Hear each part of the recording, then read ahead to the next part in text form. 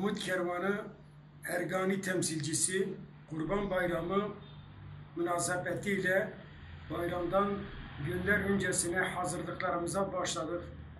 Hayır sahibi kurban kesen vatandaşlara ulaşıp kurban vekaletleri alıp hayvanlarımızı tedarik ettik.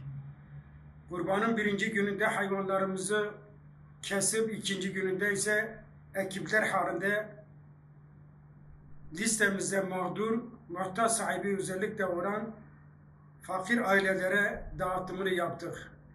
Bu arada 250'yi aşkın kendi imkanlarımızla ayrıyeten 65 tane aracı olarak dağıttığımız toplamda 325 aileye kurban etini ulaştırdık. Bu münasebetle bize kurban vekaleti, kurbanlık hayvanlarını bağışlayanlardan Allah-u Teala razı olsun, mallarına bereket koysun, kendilerine ahirete, cennete nail etsin inşallah Teala.